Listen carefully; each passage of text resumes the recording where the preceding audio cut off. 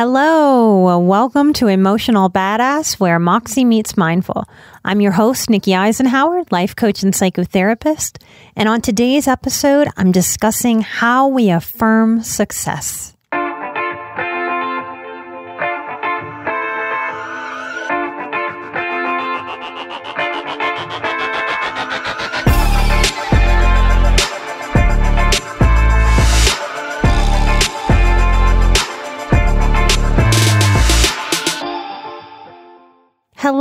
Hello. This is a part 2 or a sister episode. The first episode is available on our Patreon right now at the $5 level if you're interested.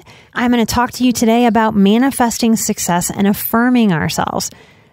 Why? Because that's hard for us to do as highly sensitive people, especially as trauma survivors. The thing that makes it hard is that we have high integrity. We want to be in that integrity. So when we try to change and grow, sometimes our integrity gets in the way because integrity says, well, no, you feel crappy. You feel depressed and anxious. You can't say that you feel light or love-filled or positive or that life is easy and flows. It's not. You're a liar. And what I want to help show you is that that's just the critical voice getting in the way of your newness, of your growth, of leveling up your healing. So to affirm ourselves, we have to really understand that our ego, our critical side, is going to fight it because it wants to keep being fed. So the tool that I am using is the same tool that I used in the Patreon episode.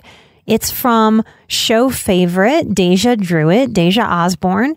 It's her Manifest Success and Affirmations deck. And the reason that I love this deck is because it's so simple and powerful. So I pulled some cards for you today to help break down what our resistance is so that you can practice with ease this newness, so that you can feel successful in mind, in body, in heart. All right, card 39 says, my past does not define my future. Now, this is a very interesting one for trauma survivors, isn't it? Because hypervigilance has us in a mode where we are hyper aware. We're terrified of repeating the past. And by being terrified of repeating the past, we're practicing thinking about the past, and then the past repeats itself. That sounded a little like Pied Piper kind of stuff, but that's the way that it works. So law of attraction is about letting go of all that funk. Energy is real, y'all. If you've ever walked into a room after somebody had an argument, you can feel it. That's why we have phrases like you can cut that tension with a knife. So there is an energy, there is a vibe to continuing to hold our pain for fear that it will happen again. Keeps us in that vibe. It's as if the universe looks down and goes, oh, pain and suffering? Oh, you're focusing on pain and suffering. Oh yeah, thinking about pain and suffering again? Oh, pain and suffering. I guess she wants more pain and suffering. But yeah, that's the message I'm getting, pain and suffering. And then we get more pain and suffering. And then our ego loves it because our ego goes, you see, I was right. Life is always about pain and suffering. You're stupid to think that it's about anything else. And we wonder why it's hard to change our programming. So to affirm, we've got to know that it's our job to shut that gremlin down, to lower the volume on that critical voice, that doomsday sayer that lives inside of us. We have to take the power away from that part of ourselves. My past does not define my future. What if you allowed that to be true? My past does not define my future. What if you allow yourself and your inner child to know that this is a possibility? Because if your past does not define your future, does your present define your future? So if in this moment you allow yourself to feel into possibility, you are changing your vibration, you are changing your programming, you are leaning into possibility, curiosity, what could be different. And that is what healing is. Lots of people show up to a typical therapist and go, hey, I really need to change a whole lot of things. And that therapist goes, okay, all right, how about changing this? Oh, no, I don't want to change that. That's scary to change. Let's just keep talking about it. We have to get outside of the loop of our childhood trauma. It is an art form of healing. Affirmations help us break the chains that drag us back to that old, tired story. I'm not saying dismiss your history, but don't allow your history to define your future. Your future has nothing to do with what's already happened. You've already survived it. It's done. It's over with. What you do now with yourself and the opportunity of this life, that's what has power. My past does not define my future. Card number 4. Abundance surrounds me in many forms. Now, this one reminds me about a lesson in the boundaries course. I have a visual boundaries experience where I basically show you that boundaries are all around us. We just don't think about our lives in terms of boundaries being all around us. Proof? You've got clothes on your body right now, right? At least 95% of you listening to the show right now probably have clothes on. That's a boundary. Unless you are a die-hard nudist, most of us go out into the world with a boundary on, a barrier between our naked bodies and the world. Shoes and socks are 2 boundaries on our feet. So our boundaries are all around us. This card says, abundance surrounds me in many forms. Now, a lot of the woke crowd, a lot of the PC activism that's out there right now will get mad at this kind of affirmation. They really want to lean into this idea that, nope, some people are having a very hard time and cannot have abundance. What a limiting belief. It's very insulting. It's very limiting. It's very victim-y. Doesn't really help anybody. Because if I say, okay, fine, they get to be the victim, now what? It's such a waste of energy. We live on a planet that is abundant. Sure, you can stay with there's a whole lot of lack that surrounds me, but how does that feel? Really feel that. Lack surrounds me. How does it feel? To me, it feels empty. It kind of falls flat. It's like wah, wah, very Eeyore. When I say abundance surrounds me in many forms, I realize that's true. I'm saying an abundance of words right now. I can hear that an abundance of cars are passing by on the city street where we live. I have abundant hairs on my head. Chris has abundant space on his head. What happens if we pick up the lens of abundance? It's not about having all the stuff we want. It's about learning to cultivate this way of being and moving through the world. Law of attraction is about helping ourselves vibe just a little bit higher, and then just a little bit higher, and then just a little bit higher. So my challenge to you is, if you're not doing that with your life, what are you doing?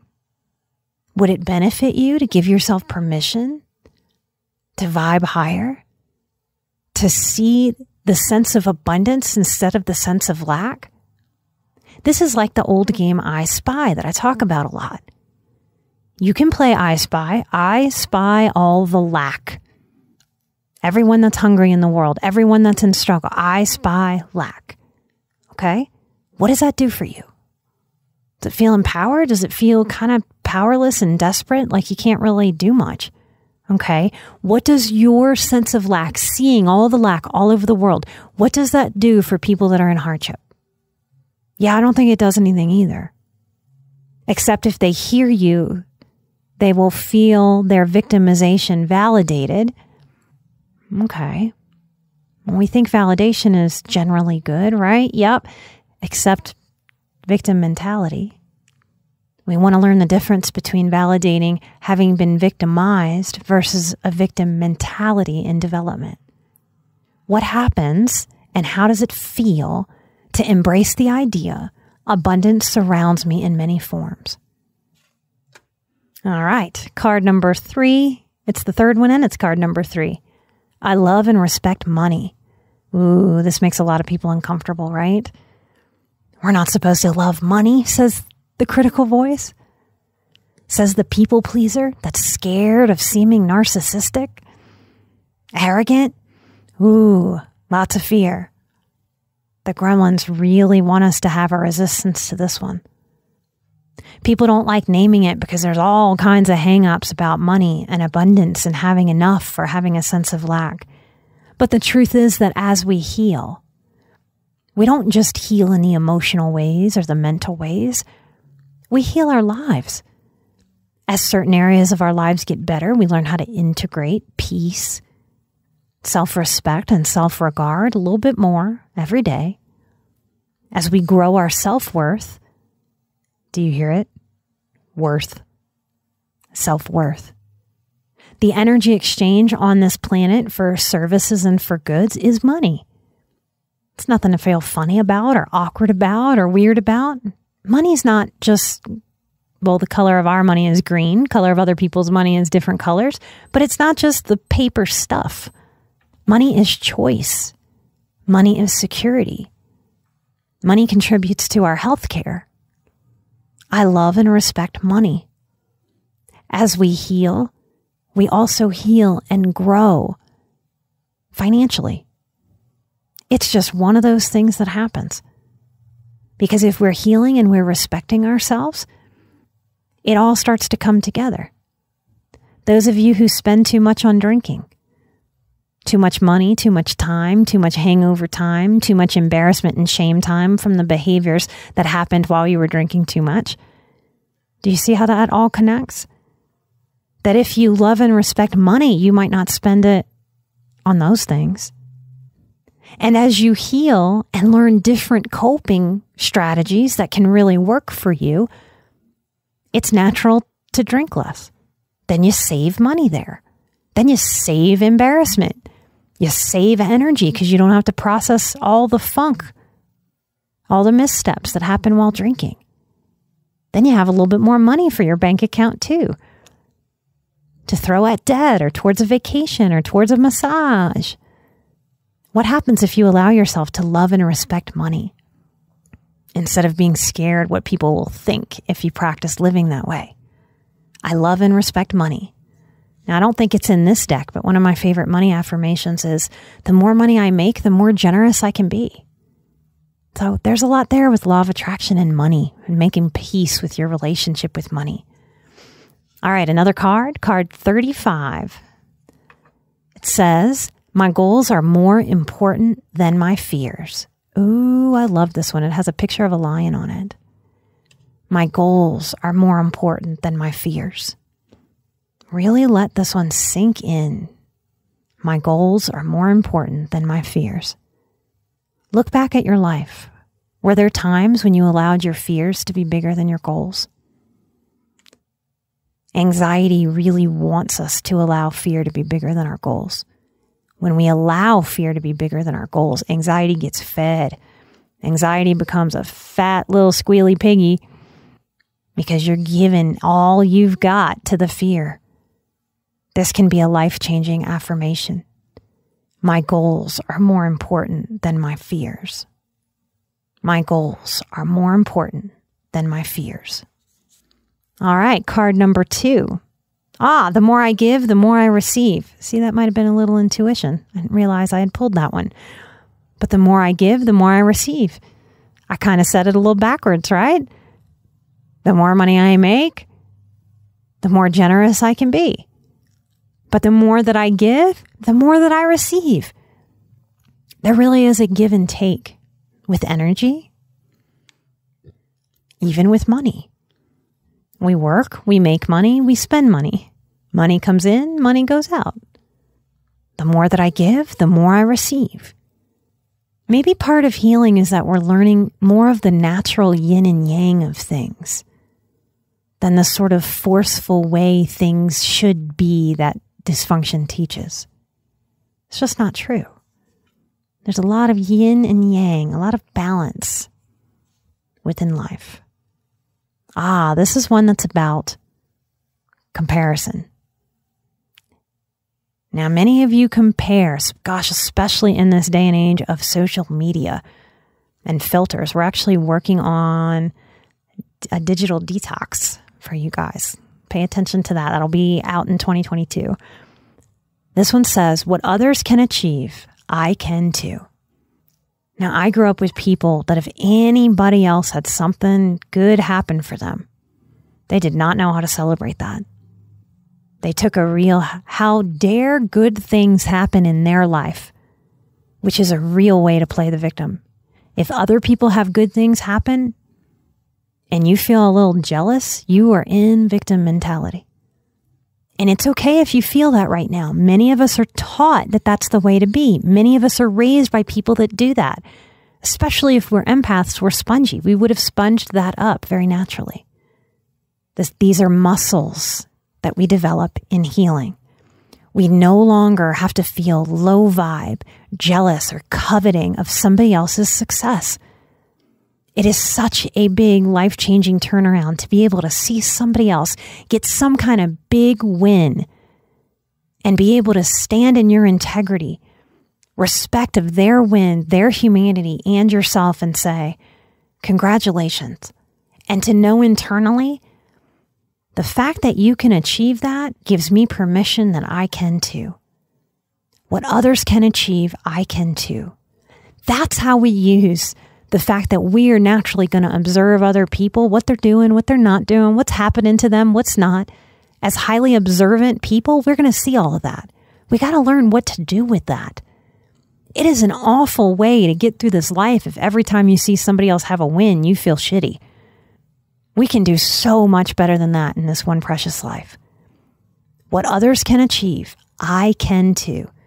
There's a permission that we can grab from that observation instead of a low vibe coveting. All right, card 45. I think this one's really powerful and important. I create my own beliefs. I create my own beliefs. Now, this is very, very important in this modern age. Why? Media and the internet has got to be the most manipulatable thing that has ever been invented. And it influences all of us constantly. This may be a time in the human experience where we are being challenged to create our own beliefs, to be mindful about how persuasion is powerful and being used with agendas that we can't even get to the bottom of and figure out what the original agenda is half the time. Especially for people who were raised in strict religious households with a whole lot of shame and a whole lot of authoritarian, I know the right way to be. There is a right way to be and a wrong way to be. This belief can be a very powerful one to practice, but one that the fear parts of ourselves are very scared to allow. It can feel like something bad can happen to us, like we're about to be punished if we were raised by authoritarian people. Because in an authoritarian household, in an over-controlling household, you're not allowed to create any belief. You're only allowed to have the belief that I, as the authority figure, decided that you can have. So this affirmation is about taking your power back. Actually owning your adult self, owning your life. If you don't get to create your own beliefs based on what you've been through, based on what you've learned, based on hard-earned wisdom, what are you believing? And what are you creating for yourself? I create my own beliefs. I create my own beliefs. Now notice that the critical voice will go, yeah, that's real great. What happens if you're psychotic and you're creating your own beliefs? Of course, that's not what I mean. But the critical voice will chime in and look for any kink in the armor. It will always look for what's wrong with the positive thing. Part of cultivating and working with the law of attraction is letting go of that. The righteous ego wants to pop in and open its big mouth all the time and go, yeah, but you missed this. Yeah, but what about this low vibe thing? Just to keep you connected to the low vibe funk. Because if you let go of the low vibe funk, that part starves and dies off. So it's fighting for its life in there. We got to let it starve. I create my own beliefs. All right, card 36, moving right along. I take inspired action towards success. Yep, this is important. I see a lot of highly sensitive people talk about and think about the actions towards success. And they feel very depleted and very tired because they keep thinking it and thinking it and thinking it and thinking it and thinking it. And the body basically sits back kind of saying, damn, you're wearing me out. You ever going to actually do this stuff? Will you do it? Yeah, I'm kind of getting sick of you just talking about it and not doing it. It winds up being its own depressive belief. So these words, inspired action. I take inspired action towards success. Look at what's going on in your life.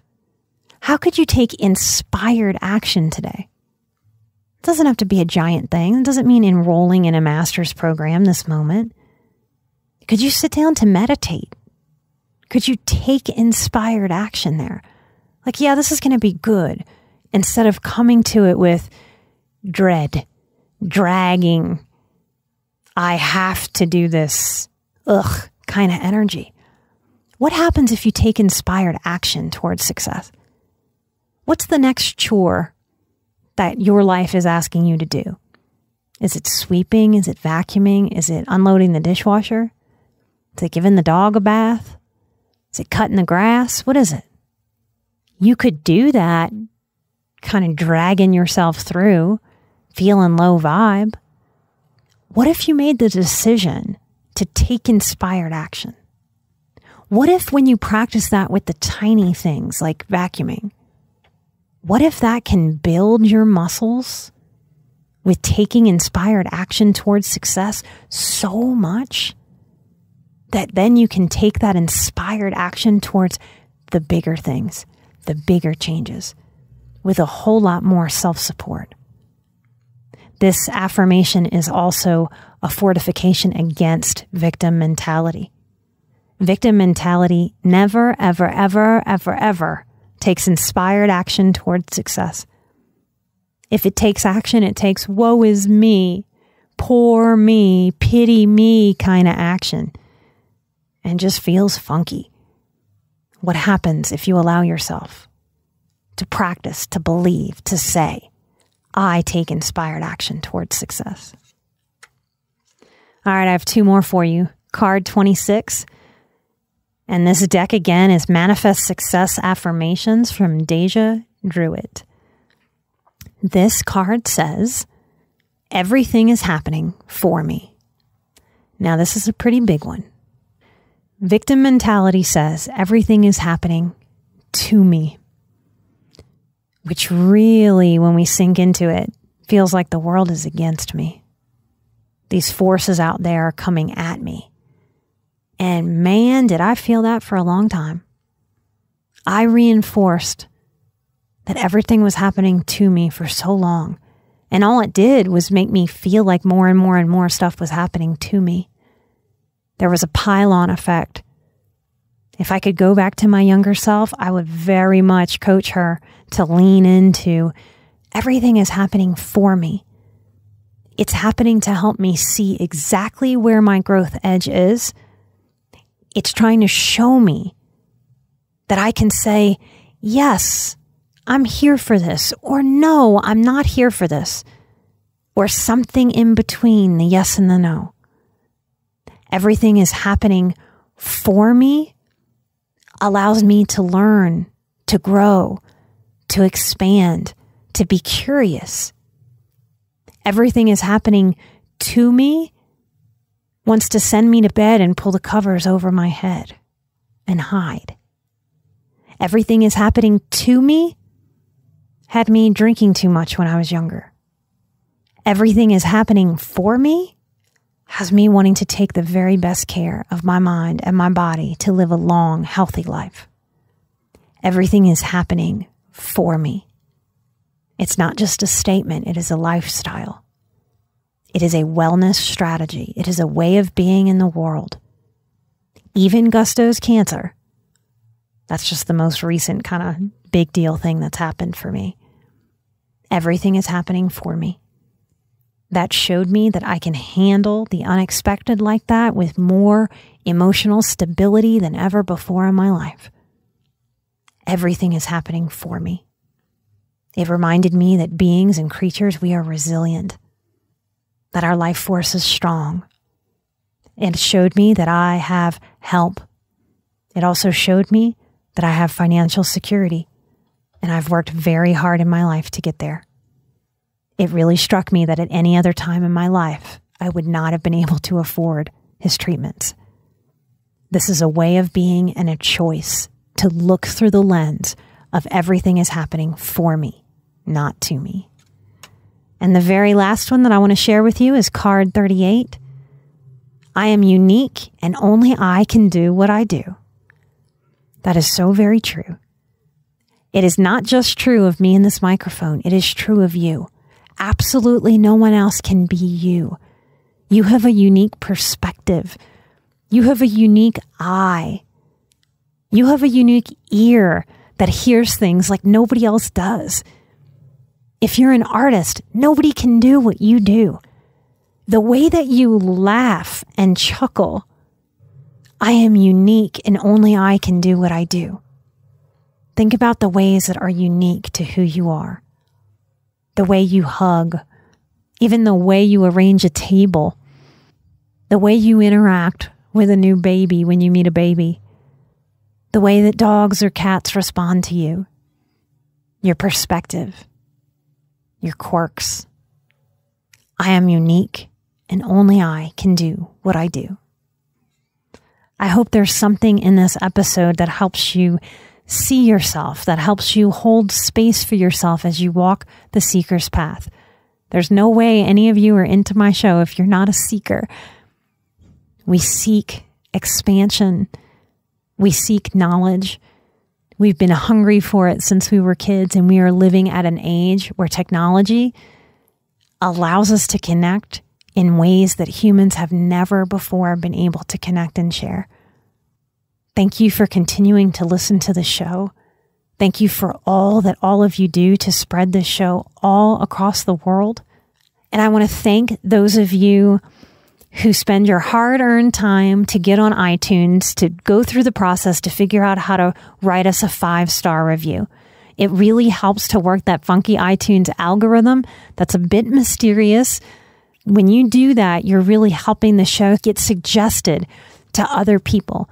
Now, I'm not exaggerating when almost every single day somewhere, my email, social media, Patreon, we get messages of people saying, oh my goodness, I feel unalone. I had no idea that I was a highly sensitive person or that healing was possible. We're getting more and more messages. You're hearing me get a little choked up about people thanking me for showing emotion, that it is giving you strength as you move through the world, knowing that you can move through the world showing your emotion. You don't have to be scared of it.